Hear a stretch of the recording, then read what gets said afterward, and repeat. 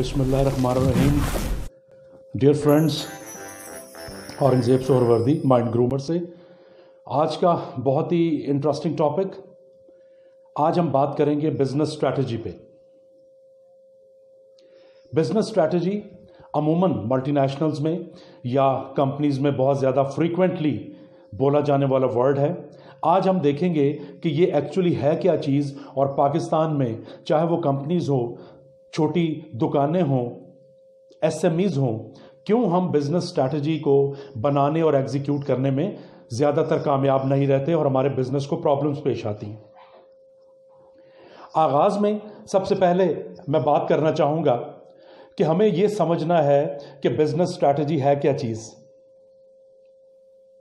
Frequently बोला जाने वाला ये वर्ड अपने अंदर बहुत ज़्यादा डेप्थ रखता है, इसकी बहुत सारी डायमेंशंस हैं।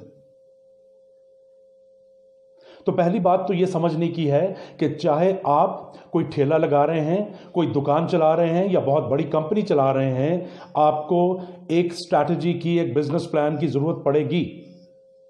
कई लोग कहते हैं कि जी हम तो 50 साल से, 40 साल से, 100 साल से ये काम कर रहे हैं, बड़ा प्रॉफिट भी हमने कमाया, लेकिन जब बैठ के तसल्ली से देखा जाता है तो वो अपने ऑप्टिमल लेवल पे परफॉर्म नहीं कर पा रहे होते।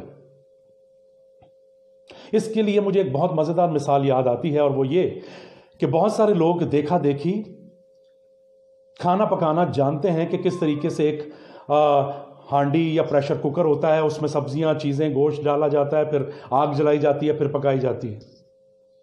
हांडी पक तो जाती है, लेकिन उसका वो जायका, उसकी वो तासीर और उसकी वो सस्टेनेबिलिटी नहीं होती जो होनी चाहिए। एक कुक आपको बताएगा कि किस तरीके से पहले कौन सी सब्जी कहाँ डालनी है, कितनी गर्म करनी है, कितनी आंच होनी चाहिए, कितनी देर तक उसको पकाना है, कितना घी डालना है, कितना नमक डालना है, कितना मिर्च डालनी है, कितने दीगर मसाला जात डालने हैं, तब वो जाके एक बहुत लजीज खाना तैयार होता है। बिल्कुल इसी तरीके से बिजनेसेस की बात की जाए तो लोग काम तो कर रहे हैं, लेकिन उसमें ऑप्टिमल एफिशिएंसी कैसे आए, इस पे बात करनी है। हम बात करेंगे बिजनेस स्ट्रैटेजी पे। बिजनेस स्ट्रैटेजी अमूमन मल्टीनेशनल्स में या कंपनीज में बहुत ज़्यादा फ्रीक्वेंटली बोला जाने वाला वर्ड है। आज हम देखेंगे कि ये एक्चुअली है क्या चीज़, और पाकिस्तान में चाहे वो कंपनीज हो, छोटी दुकानें हों, एसएमईज हों, क्यों हम बिजनेस स्ट्रैटेजी को बनाने और एग्जीक्यूट करने में ज़्यादातर कामयाब नहीं रहते और हमारे बिजनेस को प्रॉब्लम्स पेश आती हैं। आगाज़ में सबसे पहले मैं बात करना चाहूँगा कि हमें यह समझना है कि बिजनेस स्ट्रैटेजी है क्या चीज़। फ्रीक्वेंटली बोला जाने वाला ये वर्ड अपने अंदर बहुत ज़्यादा डेप्थ रखता है, इसकी बहुत सारी डायमेंशंस हैं। तो पहली बात तो ये समझने की है कि चाहे आप कोई ठेला लगा रहे हैं, कोई दुकान चला रहे हैं या बहुत बड़ी कंपनी चला रहे हैं, आपको एक स्ट्रैटेजी की, एक बिजनेस प्लान की ज़रूरत पड़ेगी। कई लोग कहते हैं कि जी हम तो 50 साल से, 40 साल से, 100 साल से ये काम कर रहे हैं, बड़ा प्रॉफिट भी हमने कमाया, लेकिन जब बैठ के तसल्ली से देखा जाता है तो वो अपने ऑप्टिमल लेवल पे परफॉर्म नहीं कर पा रहे होते। इसके लिए मुझे एक बहुत मज़ेदार मिसाल याद आती है, और वो ये कि बहुत सारे लोग देखा देखी खाना पकाना जानते हैं कि किस तरीके से एक हांडी या प्रेशर कुकर होता है, उसमें सब्जियां, चीज़ें, गोश्त डाला जाता है, फिर आग जलाई जाती है, फिर पकाई जाती है। हांडी पक तो जाती है, लेकिन उसका वो जायका, उसकी वो तासीर और उसकी वो सस्टेनेबिलिटी नहीं होती जो होनी चाहिए। एक कुक आपको बताएगा कि किस तरीके से पहले कौन सी सब्जी कहाँ डालनी है, कितनी गर्म करनी है, कितनी आंच होनी चाहिए, कितनी देर तक उसको पकाना है, कितना घी डालना है, कितना नमक डालना है, कितना मिर्च डालनी है, कितने दीगर मसाला जात डालने हैं, तब वो जाके एक बहुत लजीज खाना तैयार होता है। बिल्कुल इसी तरीके से बिजनेसेस की बात की जाए तो लोग काम तो कर रहे हैं, लेकिन उसमें ऑप्टिमल एफिशिएंसी कैसे आए, इस पे बात करनी है।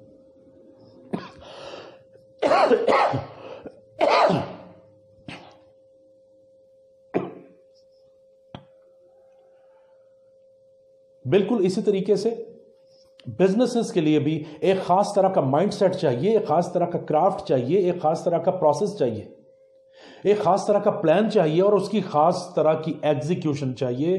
तब बिजनेस ग्रो करते हैं, सस्टेनेबल बनते हैं।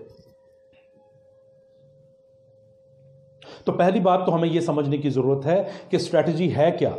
स्ट्रैटेजी प्लान नहीं होता, यह बहुत बड़ा कंफ्यूजन है। स्ट्रैटेजी एक कोर्स ऑफ एक्शन है, एक तरीका कार है उस प्लान को हासिल करने का जो आपने बनाया। स्ट्रैटेजी के 3 मेन कंपोनेंट्स हैं, फ्यूचरिस्टिक, ब्रॉडर यानी एक्सपैंडेड और कंपेटिटिव।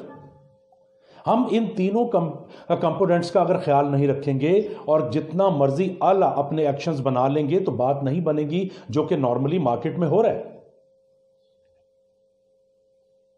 इसके बाद बिजनेस स्ट्रैटेजी किसके लिए जरूरी है?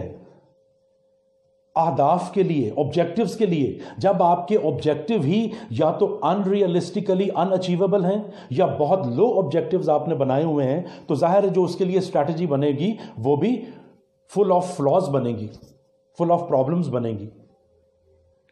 तो बिजनेस ऑब्जेक्टिव्स का वाज़े होना, बिजनेस ऑब्जेक्टिव्स का स्मार्ट होना इज वेरी इंपॉर्टेंट। जैसा कि मैंने शुरू में कहा कि चाहे एक छोटी सी दुकान है, छोटा सा रेस्टोरेंट है, एक कॉफी शॉप है या बहुत बड़ी कंपनी है, यह सब पे एप्लीकेबल है।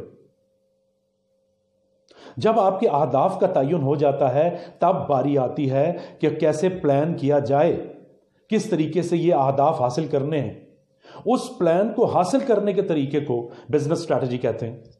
और उसके 3 कंपोनेंट्स मैंने आपको बता दिए। जब भी आप कोई स्ट्रैटेजी बनाएं, अगर उसमें ये 3 component futuristic long term, broader expanded यानी, और कंपेटिटिवनेस, अगर ये 3 कंपोनेंट उस एक्शन में होंगे तो वो स्ट्रैटेजी कहलाएगा।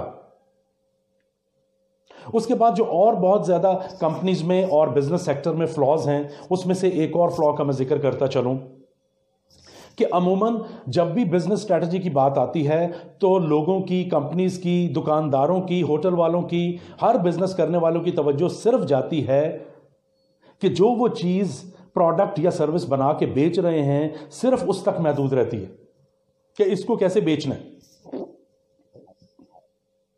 जबकि बिजनेस स्ट्रैटेजी के 2 मेन कंपोनेंट्स हैं, कोर बिजनेस स्ट्रैटेजी और support business strategy. Core business strategy relate करती है उस प्रोडक्ट और सर्विस के साथ जो आप रॉ मटेरियल से बना रहे हैं, बना के अपने कस्टमर्स को बेच रहे हैं। इस पूरे प्रोसेस से जो लिंक करेगी, जो तरीक़ाकार, जो एक्शन लिंक करेगा, उसको कोर बिजनेस स्ट्रैटेजी कहते हैं।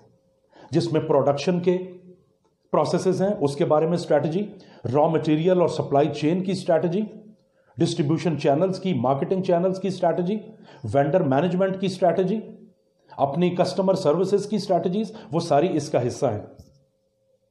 दूसरा इसका मेन कंपोनेंट है बिजनेस स्ट्रैटेजी का, और वो है सपोर्ट बिजनेस स्ट्रैटेजी। इस मेन काम को सपोर्ट करने के लिए जो ह्यूमन रिसोर्स मैनेजमेंट की, फाइनेंस की, बैंकों की, हुकूमत की, नेटवर्क्स की, दूसरी एसोसिएशंस की सपोर्ट चाहिए, वो भी बहुत इंपॉर्टेंट है। उसके बगैर बहुत